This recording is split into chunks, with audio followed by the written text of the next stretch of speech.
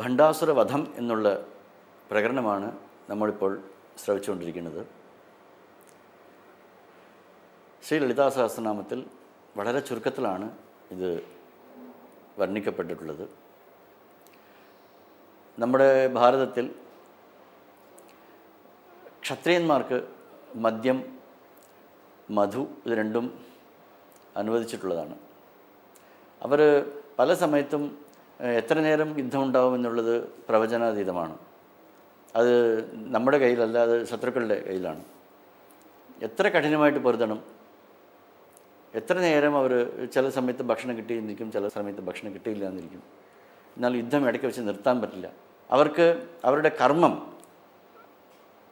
അതിന് ഇങ്ങനത്തെ ഒരു സാഹചര്യമാണ് അവരുടെ കർമ്മത്തിനുള്ളത്. അതുകൊണ്ട് അവർക്കിത് പണ്ടേ മുതൽക്ക് തന്നെ ചിലപ്പോൾ ഒരു നേരമേ അവർ ഭക്ഷണം കഴിക്കുള്ളൂ. അങ്ങനെയൊക്കെ ഉള്ള സാഹചര്യത്തിൽ മാംസവർഗം കഴിക്കാനും അതുപോലെ മധുപാനം ചെയ്യുവാനും അവർക്ക് അനുവാദമുണ്ട്. അതുപോലെ ഈ ദർശാസ്ത്ര പ്രയോഗം കൊണ്ട് സഹികെട്ട ശക്തിസേനയ്ക്ക് ഈ ഫൗണ്ടൻസ്, മധുര സിന്ധുക്കൾ വളരെ ഉപകാരമായി. അവരതിനെ നല്ലോണം കുടിച്ചു. എന്നിട്ട് അവരുടെ ദാഹമൊക്കെ ശമിച്ചു. അന്ന് രാത്രിയും യുദ്ധം തുടർന്നു അത്രേ. എന്നിട്ട് രാത്രിയിൽ വിശുക്രൻ, വിഷങ്കൻ ഈ രണ്ടുപേരെയും മന്ത്രിണി, ദണ്ഡിനി ദേവികൾ വധം ചെയ്തു. ഓരോ അസ്ത്രപ്രയോഗങ്ങൾ കൊണ്ടും ഒലക്ക കൊണ്ടും അടിച്ചിട്ട് ഈ വിശുക്ര വിഷങ്കാദികൾ രണ്ടുപേരും വധിക്കപ്പെട്ടു എന്ന് ലളിതോപാഖ്യാനം വർണ്ണിക്കുന്നു. ലളിതാ സഹസ്രനാമത്തിൻ്റെ 75-ാമത്തെ നാമമാണ് മന്ത്രിണ്യംബ വിരചിത വിഷംഗ വധതോഷിത. 76-ാമത്തെ നാമമാണ് വിശുക്ര പ്രാണഹരണ വാരാഹി വീര്യനന്ദിത.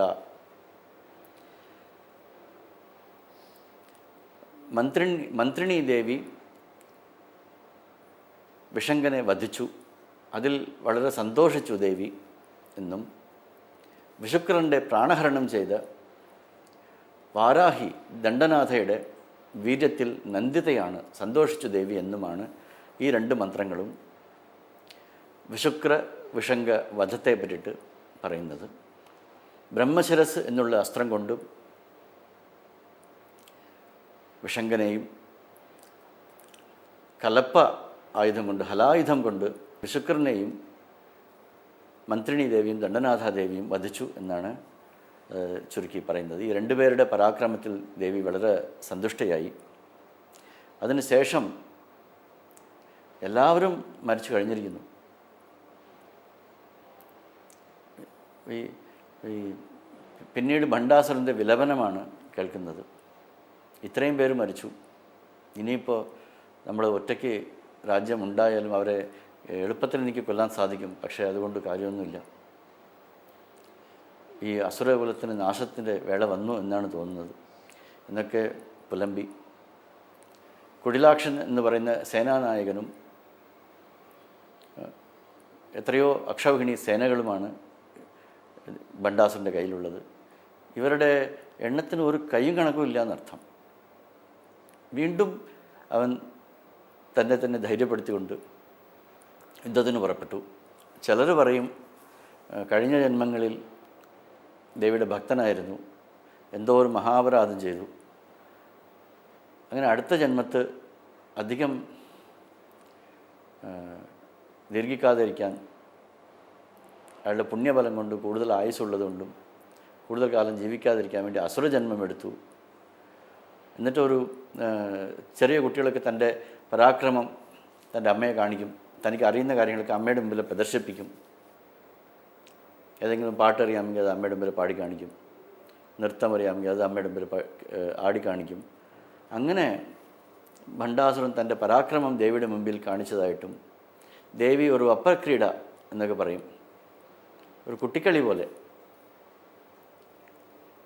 ആനയുടെ കയ്യിൽ ചെറിയ പന്ത് കിട്ടിക്കഴിഞ്ഞാൽ അതിനെ അത് വെറുതെ തട്ടി കളിച്ചുകൊണ്ടിരിക്കും. അതുപോലെ ദേവി ഇയാളുടെ കൂടെ അനായാസമായിട്ട് യുദ്ധം ചെയ്തു.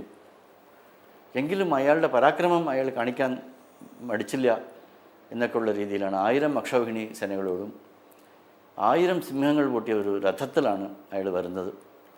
അങ്ങനെ ദേവിയെ വെല്ലുവിളിച്ചുകൊണ്ട് അയാൾ ആഹാകാരം ചെയ്തു. അങ്ങനെ ദേവിയും ശ്രീചക്രരാജരഥത്തിൽ ചെന്നു.